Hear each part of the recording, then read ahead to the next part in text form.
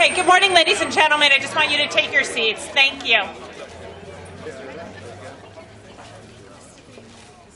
Ladies and gentlemen, welcome to Huntington, West Virginia. To each of the applicants who are visiting from out of town, we offer our congratulations to you. I know you're excited about the opportunities that you're creating here. Frankly, to have the ARC and the Economic Development Administration present with us to announce these grants in Huntington, West Virginia means everything to our community. Yes, please.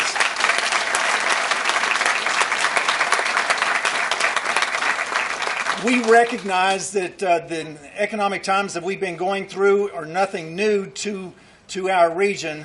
However, there are new challenges that are placed in front of us, and that what each of you are attempting to do, planning to do, putting in place in your communities gives us an opportunity to know that there is a true transformation that is occurring in our region. Again, congratulations. At this time, it is my honor to welcome the Governor of the great state of West Virginia, Governor Earl Ray Tomblin.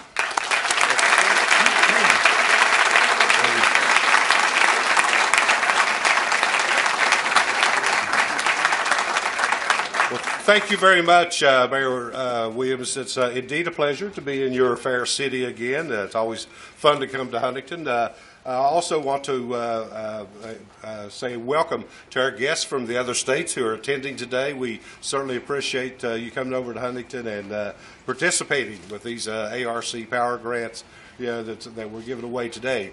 West Virginia has gone through some tough times along with Kentucky and other states, especially with the changing economy that we have in our coal industry and so forth. And obviously, in addition to that, for the last 6 weeks or so, we've dealt with some very devastating floods to a lot of our communities, and especially in southern West Virginia. And, during this time, we as West Virginians, we're very resilient. We're coming back together. We're getting our, people back in their homes, getting their lives back together. And I think that is just so important.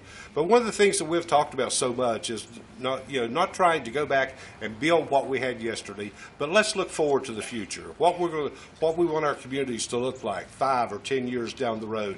And I think, that's what we need to do, not just to stay status quo, but to move forward. And I know that these grants today are going to help our communities do that in several areas around, not only in West Virginia, but our surrounding states. So we certainly do appreciate the ARC, the White House, the EDA, for all the work and being able to reinvest in our communities in this region of Appalachia. So anyhow, I just want to say thank you all for being here. I want to say a special thank you to my good friend, Governor Paul Patton. It's good to see you and Judy over here.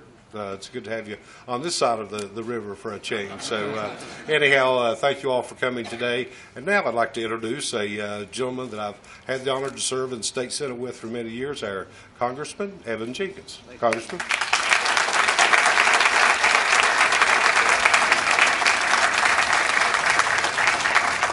Well, thank you, Mayor. Thank you, Governor. Welcome to the 3rd Congressional District, West Virginia and Huntington. What a great community, what a beautiful day, and just the people that are second to none. So for our out-of-staters, welcome. Here's my mantra. A good job solves a lot of problems. We know about the challenges we face. Creating an opportunity to put somebody to work, to provide for their family, to help out their communities grow. A good job solves a lot of problems. Now, I'm new to Congress, but the smartest thing I ever did was go knock on the door of Chairman Hal Rogers from Kentucky, the chair of Appropriations. And I knocked on the door and said, Mr. Chairman, help me help you. We're Appalachia. We're the challenging environment in coal. We're the drug crisis. And I was fortunate to be just one of 2 members of the freshman class that were able to get on appropriations. And here's what we're doing. We are trying to put money into places that make investments in our community. That's the ARC. That's the EDA. We're not here necessarily talking about the why are we in this situation. We are talking about the what. What can we do to build for the future, as the mayor says? So the funding for ARC and EDA comes through the appropriations process.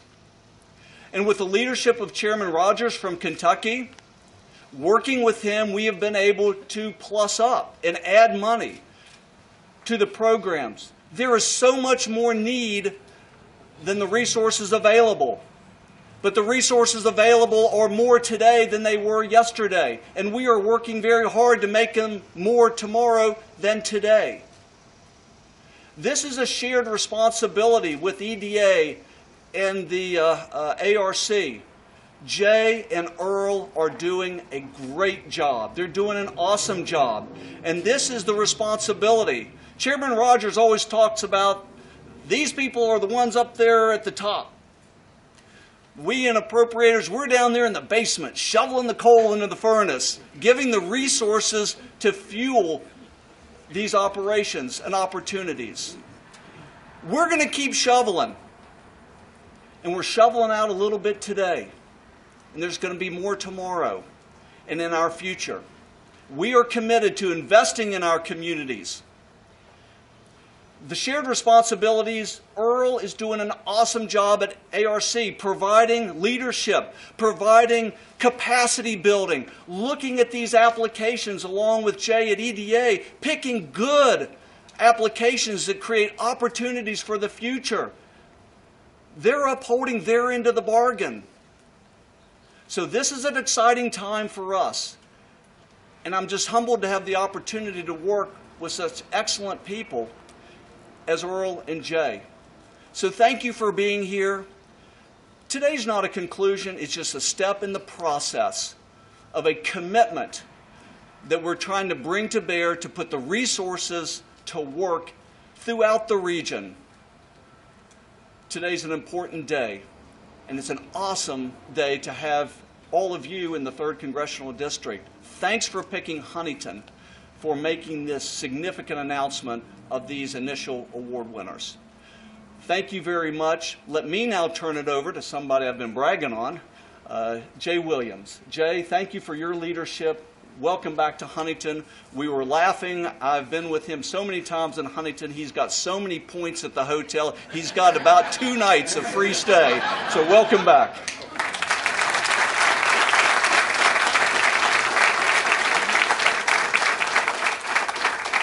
Good morning, Congressman. Thank you for the introduction, and I have enjoyed each and every one of my trips down here to West Virginia, and they are getting to know me very well at the hotels, and I enjoy participating in adding to the economy of the 3rd Congressional District, Governor to the great state of West Virginia, your leadership, and certainly as a former mayor, Mayor Williams, thank you. As a former Mayor Williams, thank you for always welcoming me. And I did say, and I won't prolong my remarks, but I did say that on one of my previous trips coming in, as I entered into the city limits, I noticed the sign that said, "Welcome to Huntington," and it referenced the great Marshall University and the national championships that they have achieved. And I reminded the mayor that sign seemed a little brighter as I was coming in, because as a Youngstown State Penguin, who remember the days of the Marshall Thundering Herd and Youngstown State Penguin rivalries for the national championships of 1AA at the point before you guys moved up. I certainly appreciate the tenacity and how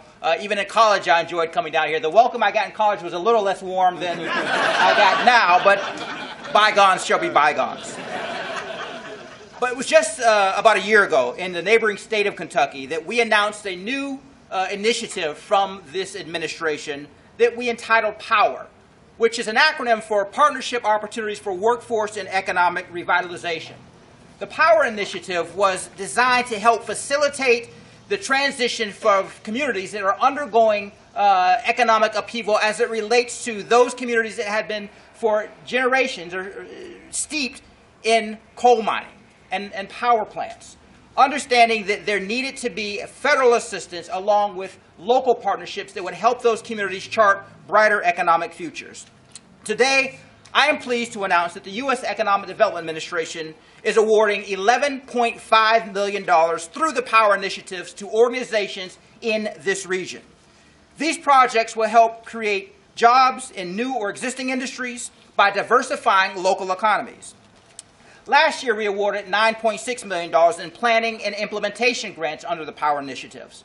And by the end of this fiscal year, between just the last 2 years, we will have awarded nearly $30 million in power grants since the initiative started. You are all to be commended for the investments that you have earned. Now, in the realm of growth and creating economic opportunity, there can be no success without the willingness of local stakeholders to work together. As was talked about in our roundtable just about an hour ago, this is not a top-down initiative. This is a grassroots initiative. These investments aren't given out. These investments are earned. The level of collaboration, the level of innovation and cooperation that we've seen in this region is absolutely second to none.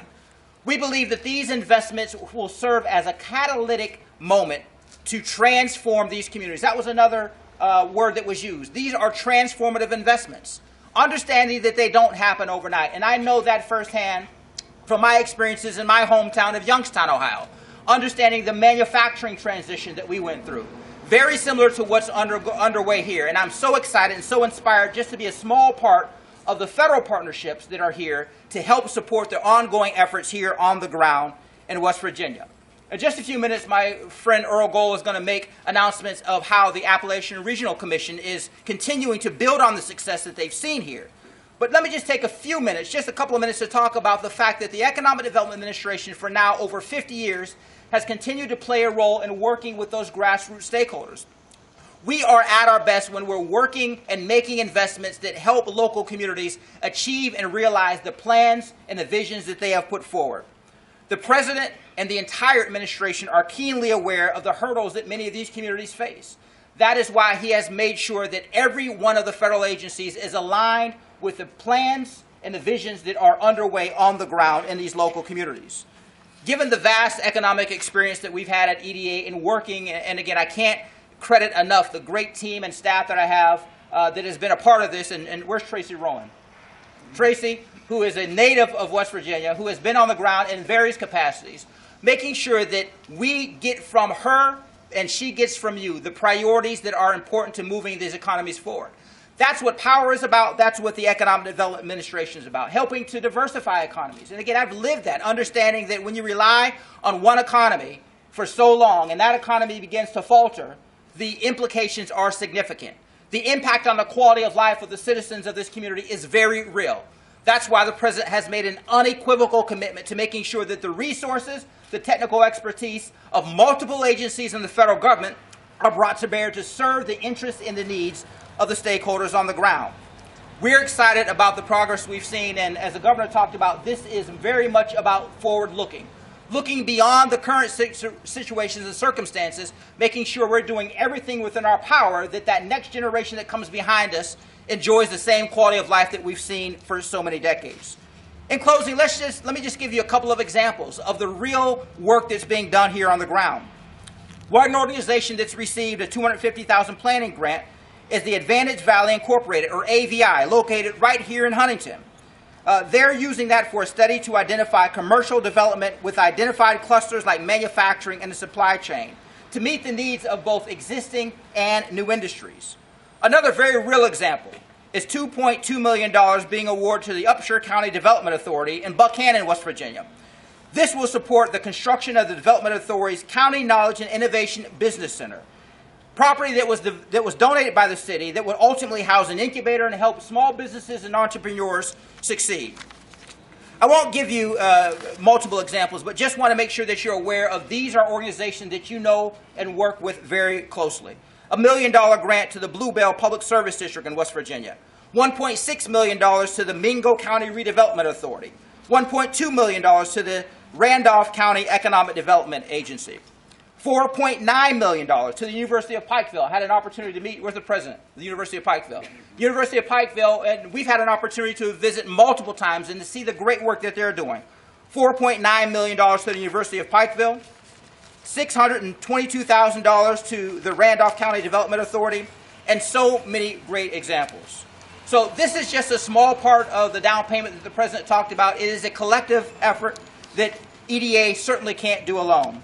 To that end, I'm excited about the prospects of introducing my friend Earl Gohl, who is the federal co-chair of the Appalachian Regional Commission, who knows this. He and his team know this like the back of their hand, and every chance I get to stand on a platform with Earl and to travel across the region to make these investments, but more importantly, to make sure that we have our fingers on the pulse of what's going on in the local community is something that I take not for granted. So Earl, thank you for your partnership. Thank you for what your team has done. Ladies and gentlemen, I give you your friend, Earl Gold.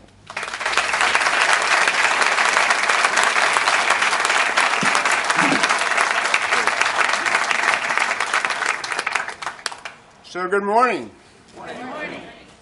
I want to thank, first of all, the governor for coming, the mayor, Congressman Jenkins, for your support and the work that you do to encourage and really push us forward, and certainly Jay for his great leadership and a partner at the EDA. I also want to recognize that we have Sarah Payne from Senator Manchin's office with us this morning, and Aaron Sport of Senator Capito's office is in the back, as well as my good friend Karen Kelly of Congressman Rogers' office from Kentucky. It's always great to see Karen here with her staff, Carlos and Adam. We also have with us Jason Wilson, who represents the governor of Ohio at ARC. He serves as the governor's alternate and has really served as the alternate for the last 4 or 5 years. We really appreciate Jason's contribution, his work, and also coming across the river here and participating this morning. You know, Appalachia is the next great investment opportunity in America. And I don't say that just to say it, but I say it because of the experience I've had the last 6 years of traveling throughout the 420 counties, the communities, and meeting incredible entrepreneurs and leaders and all kinds of folks who just get up every day, every morning, and work very hard to make their community a better place for their kids and their grandkids than it was for themselves. I say it because of the opportunities that we have to expand the economy, for the opportunities that we have to expand the importance of education, the role of health care, the importance of tourism, the ability to bring technology to this region, advanced manufacturing, and just a whole variety of opportunities that by themselves don't create strong economies, but together they do. The challenge that we all have, the challenge that we share, is how do we build, how do we create, how do we structure that ecosystem to make sure when those entrepreneurs collide with those opportunities, that their chances of success is greater, that their ability to succeed and to make their communities better places for their kids and grandkids are able to move forward. You know, we wouldn't be here today making these announcements without a lot of help, a lot of support, a lot of imagination. These funds, as Jay has pointed out, every dollar that the Appalachian Regional Commission spends on this program comes from an act of Congress for a program proposed by President Obama and signed into law by the President. Our partners like the Appalachian Funders Network, which is 80 foundations from throughout the country who have come together to collaborate and work together to focus on this region of America. And their leadership, and the leadership of Mary Hunt at the Benham Foundation, who just plays a critical role in not only in West Virginia, but a critical role in supporting the engagement of the foundation world in economic development and in creating futures for our communities. You know, our federal partners at EDA with Jay, the White House, the other agencies engaged, you know, they made a place at the table for this little commission that many people, or some people would suggest, had run out of relevance. But they had a place at the table, and we took the role that we had, and we were able to make something with it. And it's without the commitment of the White House, instead of trying to fight to survive, the Appalachian Regional Commission has had the opportunity to leverage, to create partners, to be an important part of the investment opportunities in the future of Appalachia. And the work of the Commission staff, I just can't say enough about it. and the work of the state ARC staff. So we took text, a couple of lines of text from the appropriations bill that was passed in December, and we created the administrative infrastructure, sounds really boring, and the computer structure, and the ability for folks to submit applications, and for us to have the ability to make judgments and negotiate and to figure out what made sense and what didn't work, and bring them to a point where today we have $26 million worth of ideas that can help working families throughout the coal-impacted communities of the region and also provide a return to U.S. taxpayers. And you know, without the NGO community, without you guys, without the grantees, without you folks who have put pen to paper, who've taken your dreams and you've come to us and you said, this is our commitment. This is what we can do. This is what we're going to be as your partner. You're the folks who are going to really determine to what degree do we reach the point where Appalachia really is the next great investment opportunity in America. Today, we're very excited. I am personally very excited to talk about the $26.7 million for 24 different projects. These are projects that will create jobs, revitalize main streets, and make our communities and families stronger. You know, in partnership with EDA, these investments will help workers learn their skills, our workforce become more competitive. We believe, and actually you have told us, the grantees have told us, that these ideas and these proposals will either create or retain 3,400 jobs and create 379 businesses. This is not something that we have invented. This is something that all of us have committed to. They bring us one step closer to making Appalachia a leader in technology and agriculture, manufacturing. These are investments that are going to make a difference in Appalachia. And today, this package includes 16 implementation grants focused on our priorities of entrepreneurship, the workforce, broadband, and developing and supporting business clusters. They include 4 technical assistance grants to help communities develop plans, assess needs, prepare proposals to build a stronger community.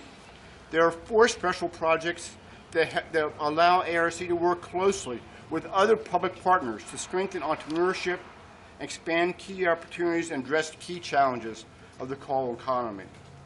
I'm very proud today to be able to announce in West Virginia $2.5 million for Mercer County's water system with Commissioner Greg Puckett over there leading the way and being able to open up and help develop not only the airport facility but also 200 acres of flat land in southern West Virginia. Also $2.1 million for the consortium of entrepreneurship education in Charleston, West Virginia, with Mr. Colson leading the way. $1.8 million to Coalfield Development Corporation in Wayne County to foster entrepreneurship. And we got this 12-year-old kid over there named Brandon Dennison that we trusted this money with. But as we all know, he is an inspiration to us all. $1.3 million to the Hatfield-McCoy Regional Recreational Authority, led by Jeff Lusk in Man, West Virginia, for the Southern Coalfield Sustainable Tourism and Entrepreneurship Program. $1.2 million for the Natural Capital Investment Fund in Shepherdston, West Virginia, led by Martin Jenkins. I believe Martin is here as well. $967,000 to the New River Gorge Regional Development Authority to provide technical support for entrepreneurship and small business. And Mr. Carlucci was here today and this morning talked about the importance of their work and their vision for moving forward. $200,000 to the West Virginia Development Department to provide TA assistance to develop a detailed economic assessment for a project that the governor is very proud of and very strong, and I'll never hear the end of this. The Hobart Service Mining Project, but you know, if you don't do your work ahead of time, if you don't do the planning, if you don't do the assessments, if you don't understand what your challenges and your problems are on these sites, you'll never get it right. And that's what this objective is. That's what this is about. In Kentucky, $2.7 million to the Eastern Kentucky Concentrated Employment Program to prepare workers for the technology industry. This is a project we're very excited about, and the leadership of Jeff Whitehead and his private partners are so instrumental and so critical to the future of Eastern Kentucky. $2 million to the Mountain Association of Community Economic Development, MACED, for entrepreneurship and to expand the workforce. Peter Healy is here from MACED, has provided great leadership to MACED the last several years. $1.5 million to the University of Kentucky Research Foundation, led by Allison Davis, to really work and focus on downtowns of coal-impacted communities in the Promise Zone. In Ohio, $2 million to Ohio University for the Leveraging Innovation Gateways and Hubs towards Sustainability. That program led by Jen Simon, who has done a great job over the years at the Innovation Center at the university. In Alabama, $997,000 to the Shoals Entrepreneurial Center in Florence, Alabama. One of the leading incubators in the United States of America, who's done great work over the last 25 years. And Giles McDaniel has traveled from Florence to be with us here today. Thank you, Giles, for the great work you have done. In Pennsylvania, $500,000 to the Pennsylvania Wild Center for Entrepreneurship in Russell, PA, for their nature tourism cluster. I'm losing my place. In Virginia, a little bit of money, $1.4 million to the Southwest Virginia College in Cedar Bluff, led by Dr. Estep, who was here with us this morning. Really appreciate you coming. And certainly $1.5 million to the Appalachian Sustainable Development Corporation in Abington, led by Kathleen Carey, to develop a Central Appalachia Food Enterprise Corridor. This project is going to support a coordinated food distribution across 43 counties in 5 states. Now, that sounds a little ambitious, but let me just assure you that the Appalachian Sustainable Development Corporation has been ambitious for a very long period of time and has done incredible work in their part of the state. We're looking forward to this great work and this project moving forward. Not any pressure, Kathleen. Our special projects include $750,000 to the National Institute of Drug Abuse so that we can continue our work and our partnership to deal and to work along the lines of opioid abuse and the challenges of HIV. $400,000 with EPA to expand the Cool and Connected initiative to help 10 Appalachia coal-impacted communities use broadband service to help revitalize their downtown. And $350,000 to provide TA and also to provide support for businesses who are interested in attending the Mine Expo in Nevada later this month. These are all businesses who've been a part of the coal supply chain, and we're looking to work with them to help them find new markets for their work. And $600,000 in partnership with the National Association of Counties to provide them the opportunity to continue their work in providing TA assistance throughout the region in coal-impacted communities. If we might just take a moment and give a round of applause to these great entrepreneurs and the work that they're doing.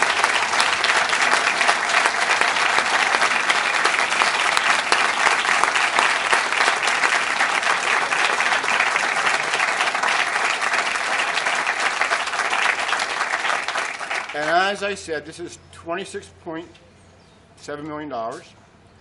The appropriation was $50 million. And so we're not done. And that's a challenge. It's a challenge for all of us to be creative, to be responsible, and to be able to move forward in a way that provides great opportunity. Now I'd like to introduce Gail Patton of Lunar Futures and the Wild Ramp. Gail is one of the partners in the Appalachian Sustainable Development Project. Gail, I'd like to take the opportunity to make a few comments.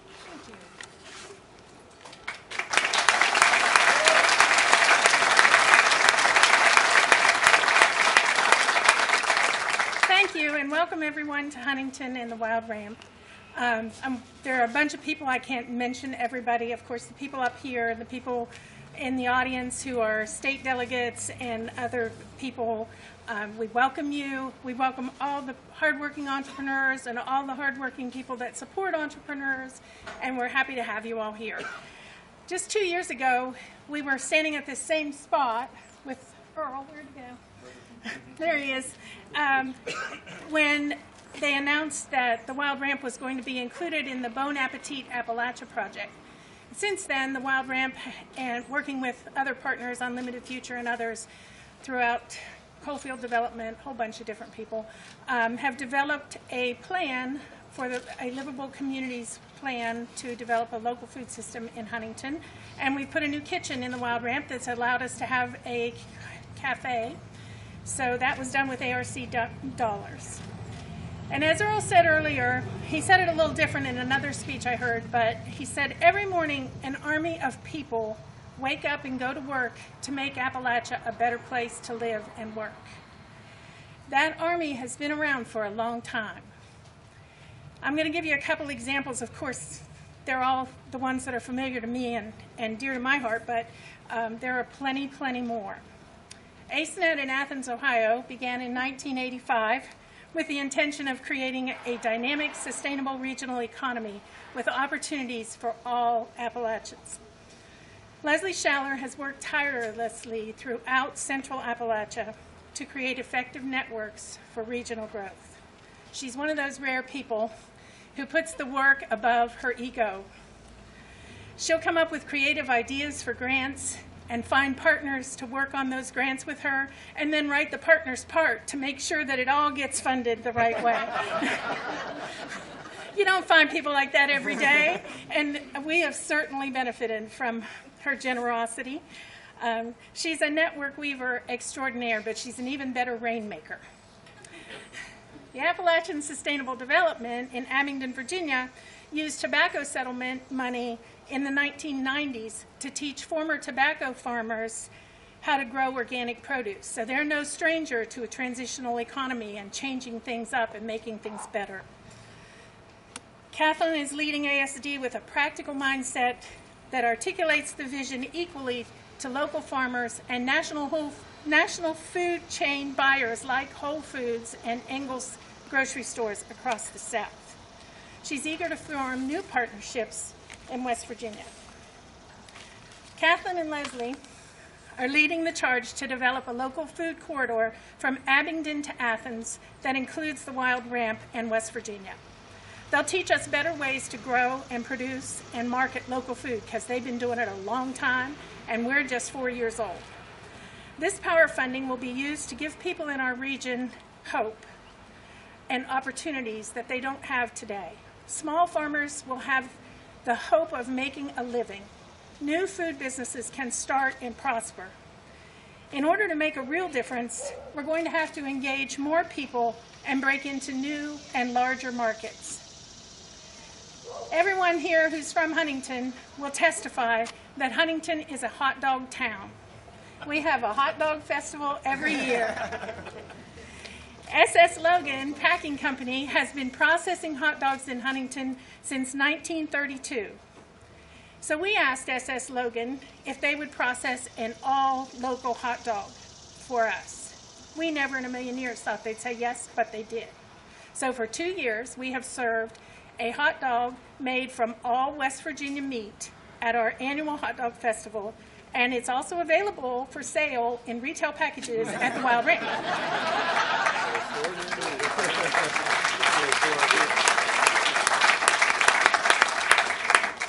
If the Appalachian Army that Earl is talking about is going to make a lasting economic impact, it's going to have to enlist people from all walks of life, not just people who don't eat hot dogs. We will have to engage what I used to call in my hippie days, and we all did who are my age, the establishment. We need to throw away the geographic and demographic boundaries and connect the old with the new so that we can realize positive economic change through local food. It's my pleasure now to introduce Mary Hunt, who is another member of the Appalachian Army. She's the senior officer for the Claude Worthington Benedum Foundation based in Pittsburgh that serves all of West Virginia and southern Pennsylvania. Mary's work at the foundation focuses on rural and technology-based economic development, entrepreneurship, community capacity building, and civic engagement. The Benedum Foundation, through Mary's work, provides funding for the West Virginia Food and Farm Coalition, the Value Chain Cluster Initiative, the Ag Innovations Program at the Robert C. Byrd Institute, and many other partners on this corridor project, and there's a poster in the back there that lists all those partners. Mary. Thank you. Sorry, somebody else.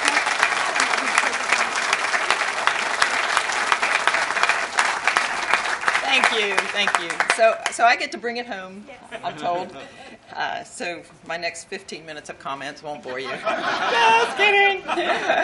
I could talk for 15 minutes about how exciting this is, though, and those of us, as we look around this Army, know that this is the culmination of so much work that's gone under the surface, and people working together, and the meetings and the time on the phone and all those things that it takes to get to a day like this. And I see so many head nods. It's amazing. So I'm pleased to represent the Benedum Foundation as an active partner, member of that Army, by making investments in some of the grants that we've heard today. And part of the work, and for those that don't know the role of philanthropy in this, is that matching funds element.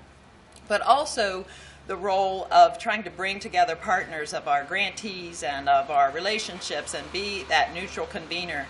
And we feel fortunate that the Benedum Foundation has established that role and fulfills that in West Virginia and also throughout Central Appalachia through the work that Earl mentioned, the Appalachian Funders Network. And I'm happy to be a part of that organization along with those 80 funders, both public and private, that have come together to make the smartest investments in the economic transition in the region, working together. It is, there's just no replacement for putting down your boundaries and putting the goals in front of you, and we all seem to find that common ground. I've been around for a while. I'm not a millennial. I'm not I don't even know what. We decided we didn't know what category those of us were in, but Younger than Keith. Younger than Keith, yeah, right. You had to be at the round table earlier, but we can go on about that. But the partnerships that this power opportunity developed, or that came through this, are like none I've really ever seen before. I have to say, I've worked around federal grants and federal agencies for a long time. And the nuances to this power opportunity, where we got to work with our federal partners and talking about what elements of the project made sense and what needed to be fixed and how to rewrite and reterm and engage other partners.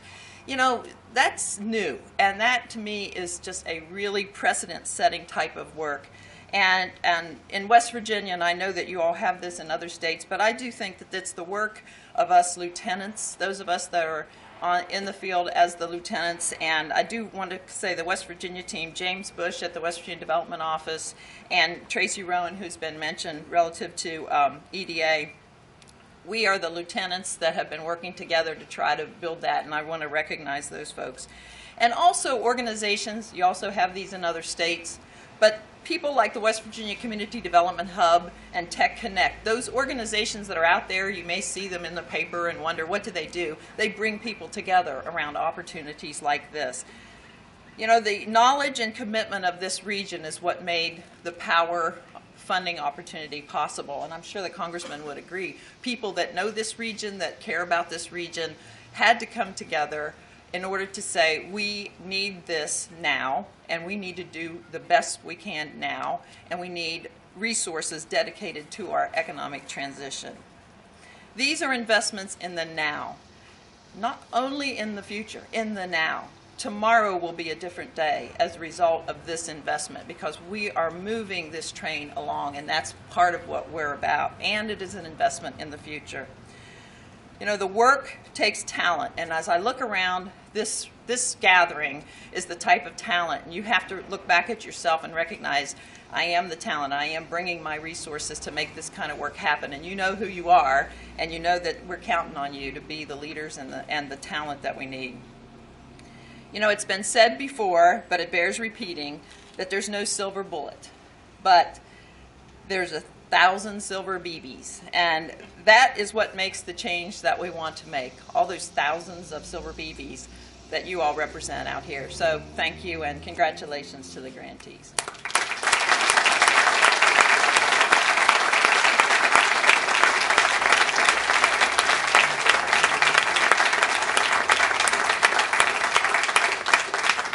Thank you, ladies and gentlemen. That concludes this press conference for the moment, and we thank you for being here and enjoy the rest of the day. Good job.